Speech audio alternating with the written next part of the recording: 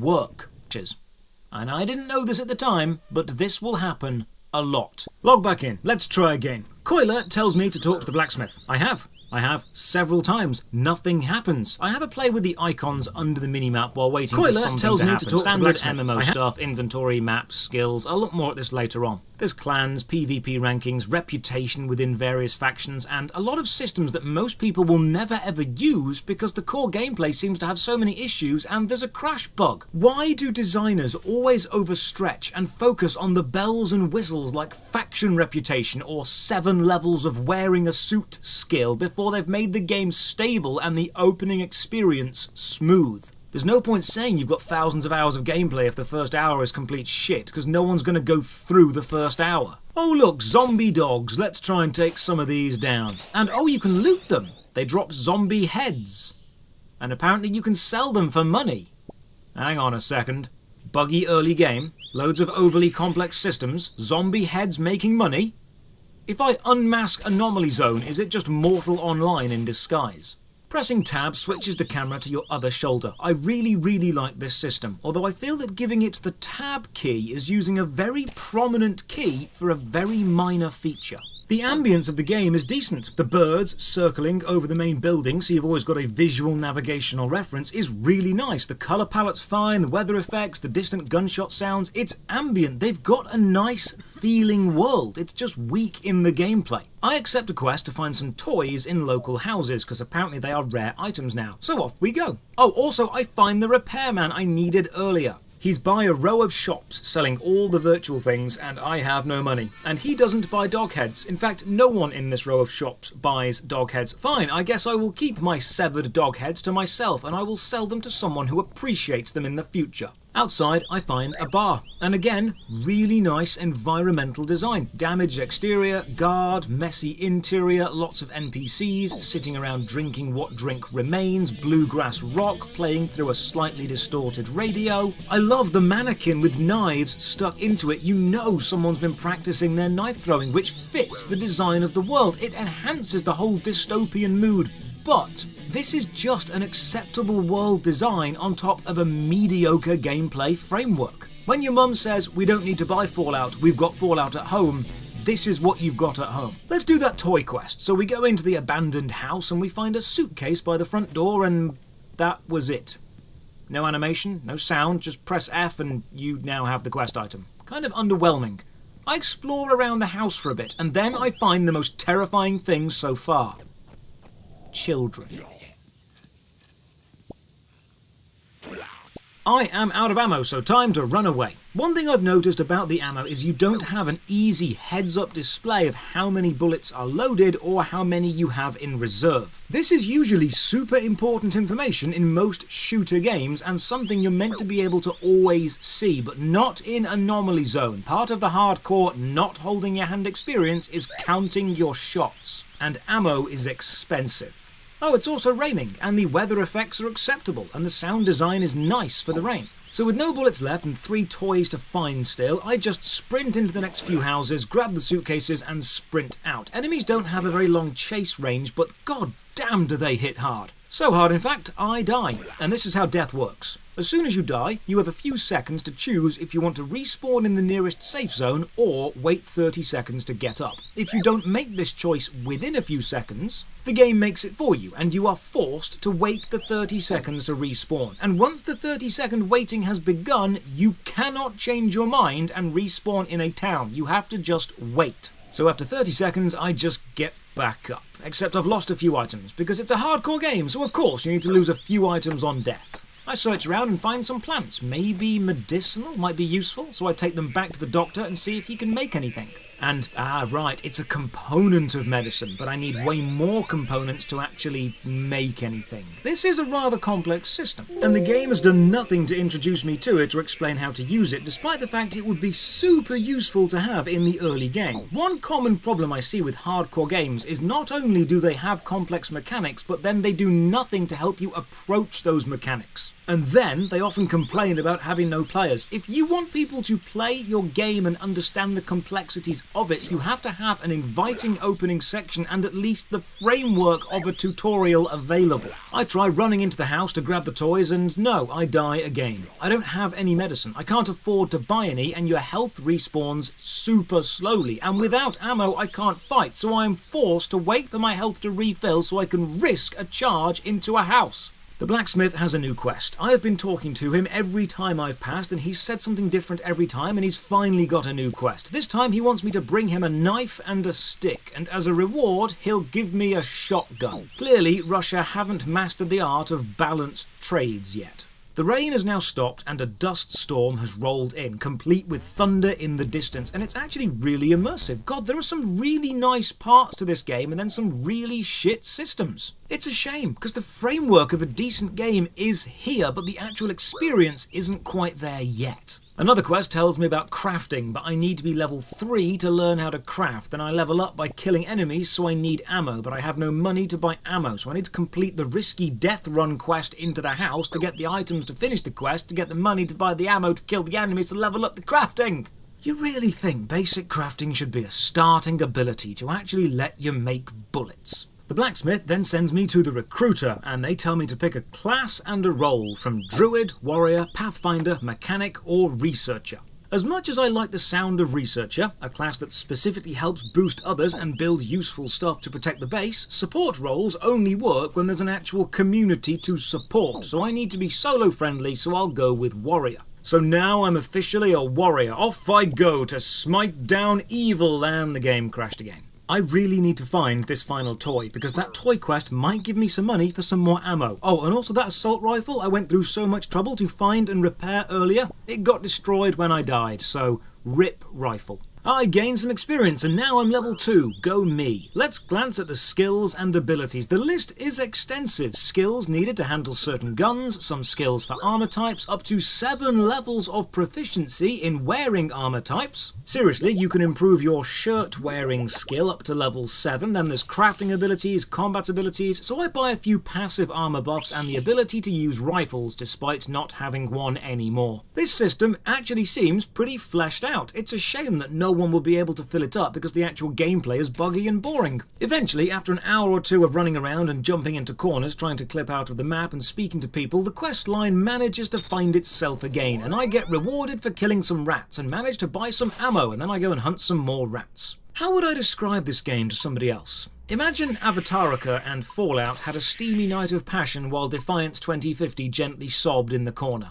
This is that game. Kill the rats, hand in the quest, get the reward, finally feel like I'm making progress, on to killing more zombie dogs. Slight aiming issue discovered, you can't look all the way down. So earlier, when a rat ran up to my feet and started biting me, I had to keep walking backwards so I could shoot it. This is a common issue in many low-budget third-person shooter games. If you're going to let the enemy walk right up to the player model and the enemy is small, you also have to let the player aim directly down. Oh, you know how this is a Russian game localized to English and so far the text translation's been pretty good? Well, they've not bothered to localize the voice acting. Ну и куда ты бежишь? Послушай меня, я тебе сейчас объясню, куда идти.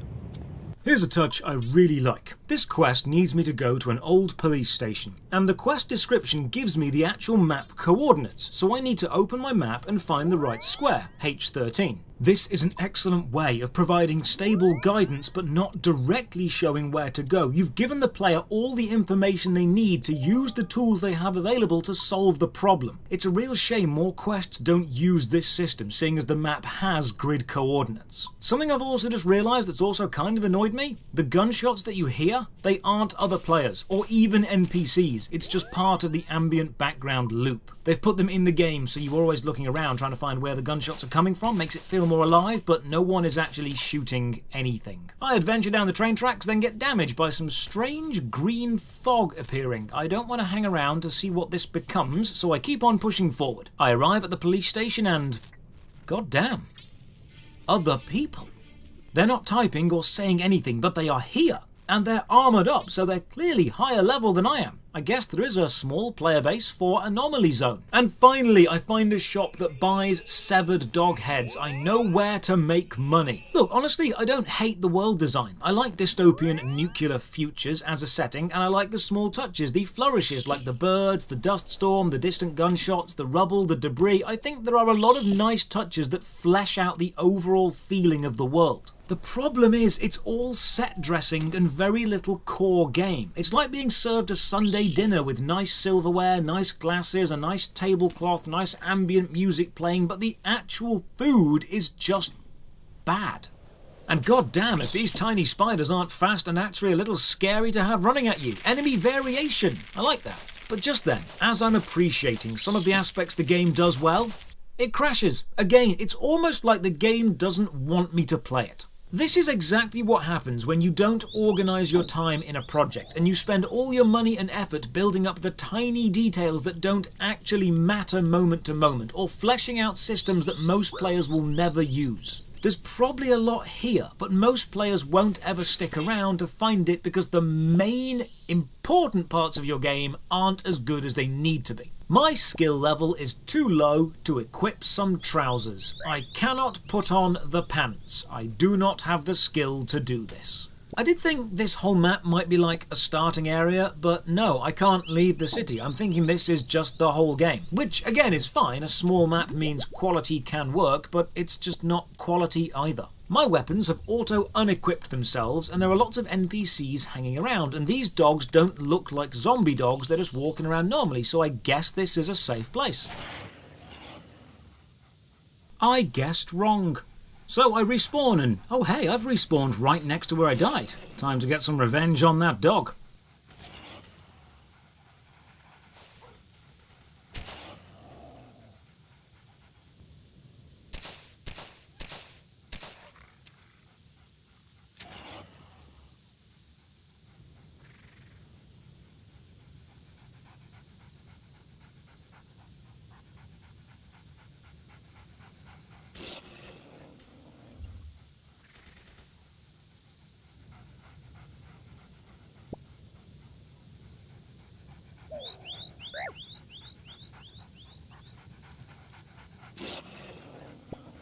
You having a laugh, game? I got spawn camped by a dog. That's not even funny. You know what, maybe I'll just follow this other player, see if he knows what he's doing better than I know. They're standing by a flaming barrel, so... Oh, I got a greeting emote from earlier. Let's use that. What the hell is this? Why am I just flopping my arm around? No one waves like that. Who animated this? Well, he's no help, so out into the great unknown again, and... I die.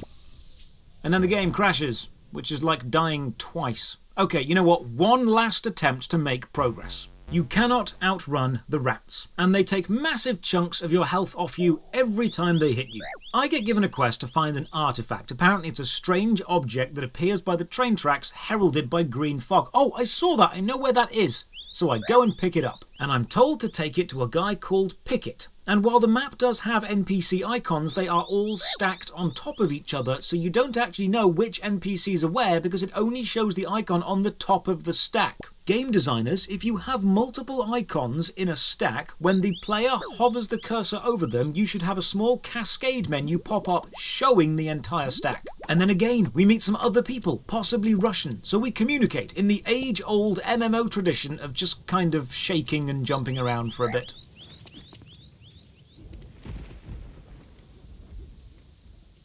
Yes, that's right. Come here, fellow wasteland denizen. Embrace me. Let me brush my nose softly against your mohawk. Shh, just let this happen. Just let this, and he's gone. A quest now sends me to the mushroom field on map coordinate J3 section 4, and it seems to be this strange blue floating object behind this barbed wire fence, but the fence runs the entire length of the map.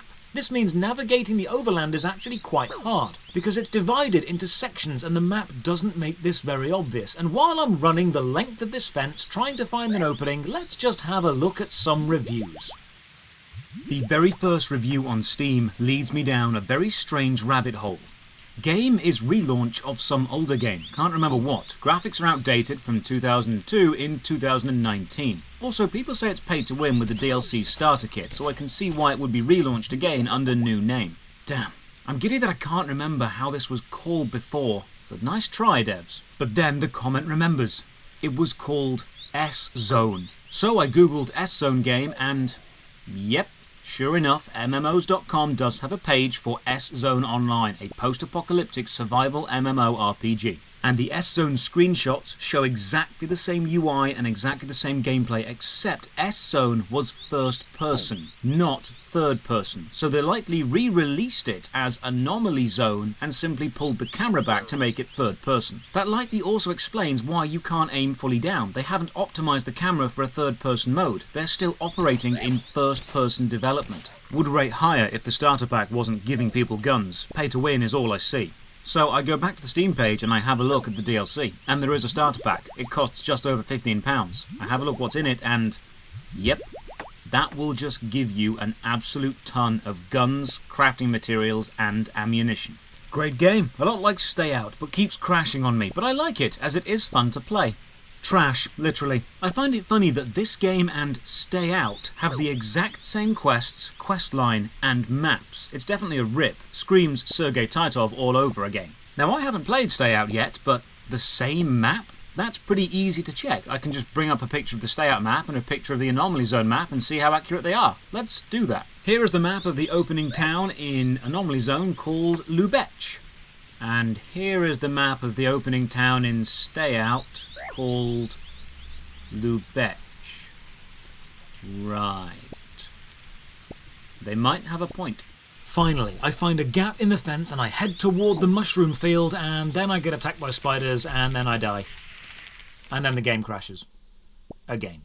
Anomaly Zone is a low-budget, third-person shooter set in the irradiated future ruins of somewhere in Russia. All of the extra design stuff, like the UI edging and the weather effects and the deep crafting system, is fine, but the moment-to-moment gameplay is buggy and somewhat dull. You won't get to appreciate the small touches if the main game doesn't make you want to play it more. It's not offensively bad, apart from the whole being spawn camped by dogs thing, but there's just no reason to play this when other better games in the same genre and the same graphical style exist. It doesn't do any one thing better than any other game. To end the review, I'll just say that Anomaly Zone is something we've seen before and something we'll see again. It's a low-budget third-person shooter with RPG mechanics. It's not good, it's not dire, it's just broken and forgettable. There is some spark of greatness there, but there are way too many flaws to be seen as anything other than a crap game. It is a zombie dog spawn camping you out of 10. Thank you for watching. Another big thank you to all the supporters on Patreon and Twitch who keep the channel going. You can support from only £1 a month. Check the video description for links to the Patreon, Twitch, Twitter and our Discord. And as always, have a great day. Hey look, a river. Let's see what the swimming animation is like.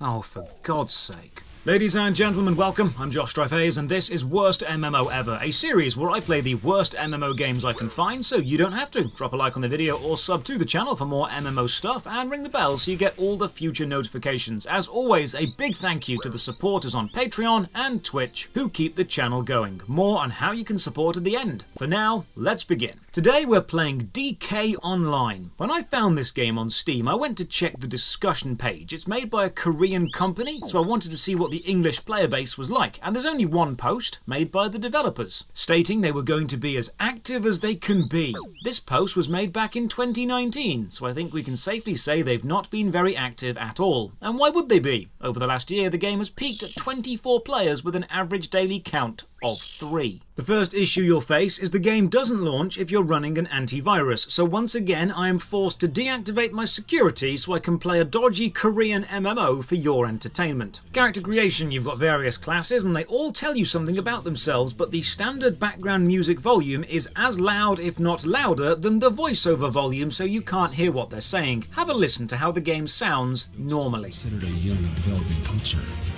the humans have already proven their ability to overcome any obstacle. Blood of the elves hums with arcane power, inherited from the dragons themselves. Though few elves have found their way to the Radis Empire, The mysterious felons rejected the elemental source. The bestial lichens combine unparalleled The DL race gained strength from a contract made with the ancient dragons. Humans are fierce warriors. Character creation itself is fine, but my god, the background music is intense. I feel like I'm on a timer. Like, this is the music I'd expect over an escape from a crumbling castle, not a chilled out make your character music. As for the armor, I actually really like it. It's not over the top, it's stylized enough to be fantasy, but still grounded in reality. I'm a big fan of this somewhat realistic look. Right, let's watch the opening cinematic. For time, two goddesses created the world of Litos and filled it with races of every description. The most powerful among them were the dragons, who ruled the land with wisdom and justice to ensure peace. Then the evil dragon Karvag was born. Karvag sought to be the sole ruler of Litos and ordered his assassins to slaughter the other dragons. Wow. Less than 2 seconds in, and the subtitles and voiceover diverge. And by about 30 seconds, the voiceover is so far removed from the subtitles, it's basically 2 different stories. There are literally 2 different histories depending on which you focus on. You'll find that a lot of Eastern games do this. Clearly, someone writes the subtitles, then a voice actor records them, then someone else rewrites the subtitles, but they don't bother re-recording the voiceover. We do learn that DK stands for Dragon Knight, because the Dragon Knights beat a dragon long ago, and now the dragon's coming back, so we need more Dragon Knights. I see. Game starts, it's a tutorial-style island. Once again, the voiceover is the same volume as the music, so while I appreciate it being there, I can't actually hear it. Standard movement, W, A, S, and D, space to jump, but you can also left-click to move. There is, however, a noticeable delay from pressing a key and then the movement starting, or releasing the key and the movement stopping, and you seem to move in short bursts of set distances instead of a completely smooth, fluid movement system. Chat to the local NPC, and we're introduced to Bart Island. There's no voice acting for the actual quest dialogue, but there is voice acting when you talk to random NPCs, snippets when you interact. Let's enjoy it together.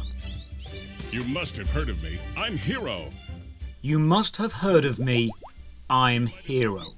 It would have cost you almost nothing to have a native English speaker look over your script and say, maybe say, I'm a hero. But no, you decided you know best. There's no combat tutorial, but this MMO isn't aimed at new players. It's aimed at people who already know what to do, because the game refers to player killing as PKs, and you wouldn't know what that abbreviation meant unless you were an experienced MMO player, so I will treat this as a more enfranchised player-style game. Now time for combat, and honestly, auto hits feel good. You start with auto attack bounds to number 1, pick up item bounds to 2, and toggle target on 3, with your first actual combat ability on 4, which is a very strange keybind setup, but okay. Actual hits themselves feel really nice. Solid sound design, nice blood splatter, smooth animation, and the animation of the actual attack isn't too over the top. It's violent and stylized, but it's grounded in reality. I can't deny this auto attack combat has some nice impacts. It feels good, but don't worry, I will discover some problems with it later. Quite big problems, actually. Hand in all the quests, and now we're off to kill some bees. Quests give money, experience, and items. You know the drill. While I'm playing, I'm thinking, you know, this is relatively competent. Definitely not the worst I've played. Then I remember what I've played, and I realised that describing something as not the worst isn't really worth that much. This cow flexes on me by just walking straight through a flaming brazier. Stupid no-clip cows. Here's probably the most pedantic thing I've ever complained about. The word quest on the right-hand side above the quest list is written in a font that's not used anywhere else, and the letter Q looks like the symbol for Magic the Gathering Online turned sideways. This bothers me far more than it has any right to. During combat you build up RP, and if you try and use an ability before you have enough RP, the game lets you know quite loudly. Not enough RP. Opening the character menu for the first time shows you the morality scale, and it actually does mechanically matter. Helping NPCs and being good raises your morality. Killing players lowers it. If your morality is over 9,999, you get buffs to defense and healing.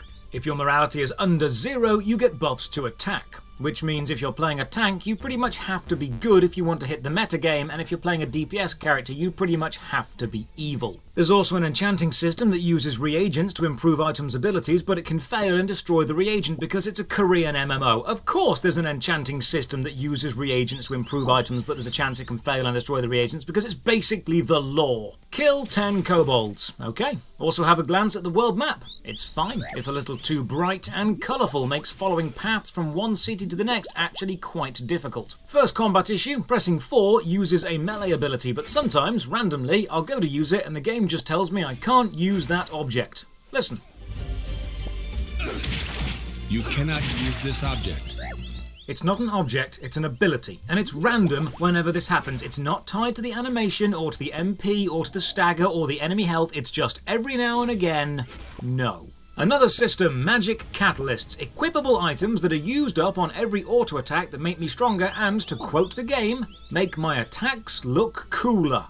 Not making that up, that's actually what it says. Let's click all the icons along the bottom and see what we get. First off is an attendance check, a daily login bonus because you've got to get those psychological habits forming. But when I click the first box, the one it says I can accept, it doesn't work. So I right click and why does right clicking bring up the Windows right click menu? Is this an internet browser window disguised to look like a game menu? The magic cube also has a typo. The words gathered and through don't have a space between them. And actually, now I look at it, this game is riddled with typos and typesetting mistakes. There are so many key words that are bunched together, or, as we'll see later, quest descriptions that make absolutely no sense. Clicking the hunting guide actually does open up a web browser, but not even a good web browser. It defaults to Internet Explorer. Good God, game, have some standards. And now we find the item shop, because there are many systems in this game that affect your character's power and progression, and you just know we're going to find solutions to all of the designed problems.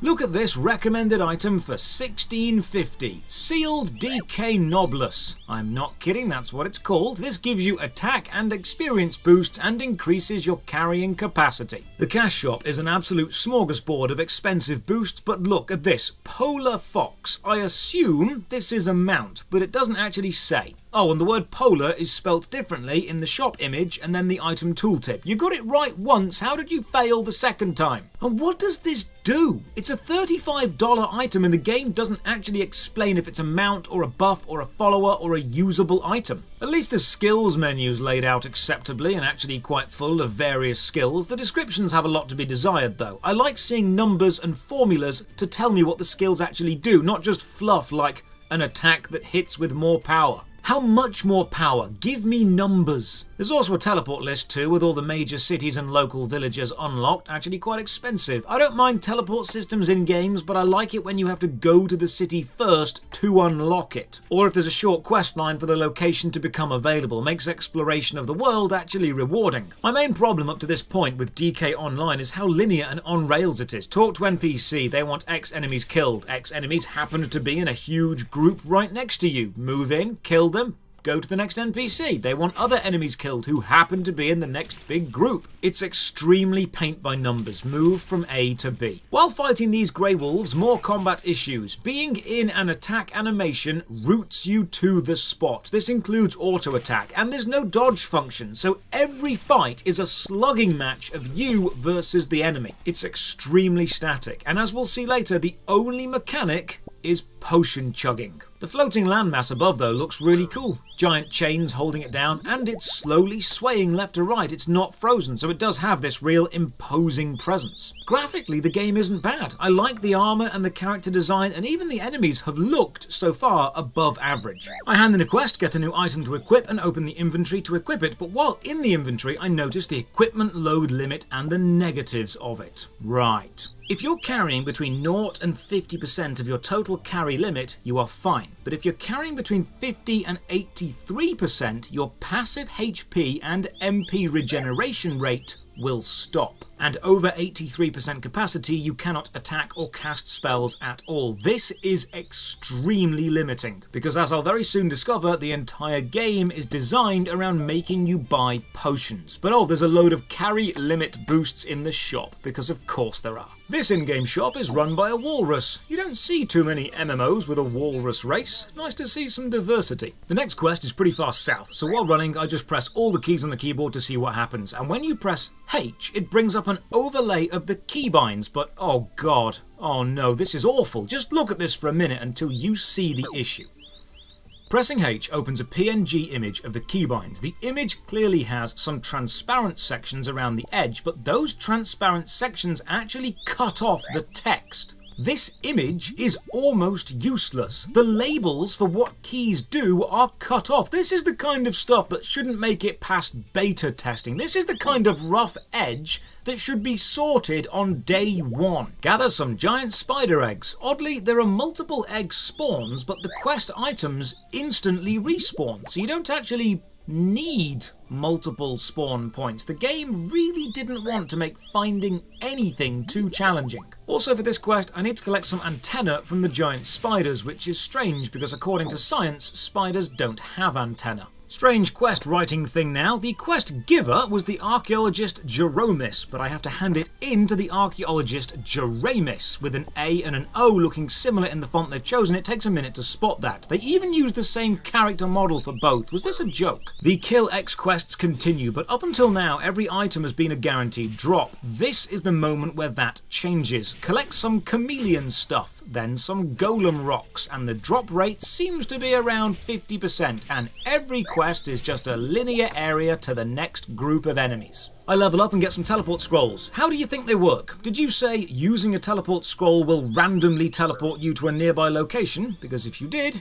you are right. Who the hell designed this? Seriously, if you want to pick the destination you actually teleport to, you need the premium enchanted teleport scrolls from the shop. Using the regular scrolls the game gives you just randomly flings you around the map. Someone actually designed this and put it in a game. I've also noticed I'm starting to take a lot more damage in fights now, and the HP restore rate is very, very slow. But oh, there are some sliders on the health bar, an arrow and a diamond, recovery, constitution, and return. I mess around sliding them, but I can't find any actual information on what they do and the game hasn't explained it. I'm going to guess it's a threshold for automatic use of recovery or recall spells, but we may never know. I'll die later just to see what happens. Equipping a helmet does not equip a helmet. I mean, stats-wise it does, but not graphically. Every other equipment slot visually changes your avatar. Hands, legs, body, weapon, but not helmet. There's no toggle helmet option either, so I guess the guy who designed faces just really wanted people to see them. Oh, I've got some of those magical catalysts, the ones that make your auto-attack cooler. I equip them and yeah, it actually does change the animation for the better. Why couldn't this just be the standard animation? Why do you have to add a pay-to-win system for auto-attacks? Do those teleport scrolls really just send you randomly around? No game can have a system that stupid. So I try and... wow, they do. Random teleportation scrolls. Why does Gunt sound like a robot speaking inside an empty village hall? Who the hell did sound design for this game? Just listen so you can hear what I hear. Do you need help? Please go. Some of us have duties to attend to. We're lasting peace among the realm of Radis. Do you need help? As we protect Radis, so too does it protect us. I need to kill the leader of the chameleons because they're preventing people leaving the island, so off we go. In the top right of the screen you can see some small boxes. They are passive buffs, and the first one is Premium PC Cafe buff. Do you actually get stronger in this game if you play in an internet cafe? I suppose that's one way to drive people to an internet cafe and cultivate business relationships with internet cafe owners, and the Eastern demographic do still use internet cafes quite a lot. It's not exactly something you see in the West though. So the leader of the chameleons is called Olakwa, and there are multiple of them. Why? Game, were you afraid you'd have too many players? Would demand for the boss be too high? Would it cause queues and make people quit? Well, with the ship freed, we can move on to the main city. I click on this guard to see if the voice acting has changed, and he thrusts his crotch at me. He thrusts his crotch every time I click, and he takes his job very seriously. Into the main city we go. As with a lot of Eastern games, the city is extremely spacious and looks lovely but lacks any real personality. It's too perfect, too clean, too elegantly laid out and doesn't look lived in at all. Talk to this important looking woman, Ruana. She has a quest for me. Her quest dialogue has lots of keywords with no gaps between them, making the whole thing bunch together, and halfway down, just a string of numbers. For no reason. Look, reading, 55, 45, 41, then more quest text. Why on earth is this here? What does it relate to? And why is Puss in Boots sitting on a treasure chest? Go back to the Shrek films. I try and use the world chat. It's disabled until level 30, and there is no one currently talking, meaning there's probably no one over 30 currently on. Or anyone on, really. Journeying into the local wilds, and we're told about PKing. PKing is allowed in both neutral and dangerous zones, but PKing in a neutral zone loses you morality. The text box formatting is absolutely dire. There's words missing, typos, spacing errors. This makes the game look so amateur. You know what I've just realised? Tab targeting an enemy gives you no information on them. You get a health bar display, but no level, no element, no stats, no difficulty in relation to you. Nothing. Enemies have no actual mechanical information displayed. There is also a transform card system. Enemies can drop their cards, and then using a transform scroll, you can become that enemy. The more powerful cards are available in the shop, because of course they are. Collect 15 gremlin daggers. The drop rate's even lower, and the fights are taking some serious time now. I'm starting to see the grind creeping in, and after each fight I'm using a few health potions and they do not heal much. It doesn't actually say how much they heal, either a static value or a percentage. There's no number, it just says they heal a little. Oh, there's a river! Let's see how they've dealt with water physics.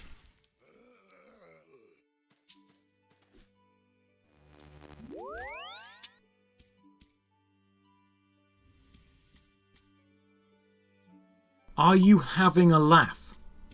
Nothing. That's what you've done for your water physics. Nothing. I think I'd have preferred an invisible wall. You know this is water because there's a splashing footstep sound and little water droplet particle effects, and there's a blue filter when you tilt the camera down. You know this is meant to be water. You just didn't program anything that water actually has, like heft or lift. But I mean, there's an enemy down here, so technically, DK Online has underwater combat. It's just awful. Also, I've realised there's a combat delay on some skills. Pressing 4 activates Power Slash, but there's a noticeable delay between the skill animation ending and the damage being applied to the enemy, and sometimes that delay is long enough to allow the enemy to get another attack in. Meaning you've got to open the fight with this attack and then use the auto attack for the rest of the fight to not delay your damage ticks. Good God, I'm metagaming DK Online. What the hell is wrong with me? But oh, enemies have the opposite problem. Damage will register on you the instant a fight starts before the enemy animations have even happened, and now I get it. Now I see the game's monetization method. You will take damage at the start of every fight. It's unavoidable, and your health regeneration is very slow, and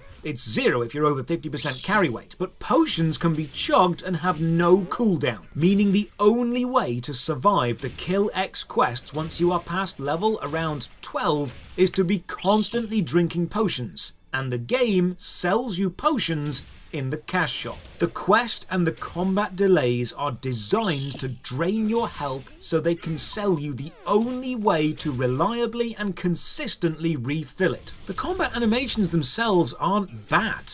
The actual moment-to-moment gameplay isn't horrific, it's just repetitive, and it's designed to drain your health faster than it refills. You can't outplay the damage. You can't dodge or block. There's no skill to this. It's a straight-up numbers battle with potion chugging. Chug enough and you win. Little warning pops up in the chat box saying, "Caution! Since launching the game, you have been playing the game 2 hours. Playing too much game may harm your daily life. Trust me, DK Online, anyone playing you for several hours already has enough problems in their real life. You do not need to remind them." We meet Ricardo. They want 30 null bits. Well, not null bits, but bits that nulls drop. You know what I mean. And now we go straight from humid jungles to arid deserts. Wow, this game has more biomes than Dreamworld. And this is the moment you will probably give up. This is the moment any reasonable person should give up. Fighting gnolls isn't engaging or fun. It's just a grind. And if you aggro one, any local archers will get involved too. This whole section is a potion check.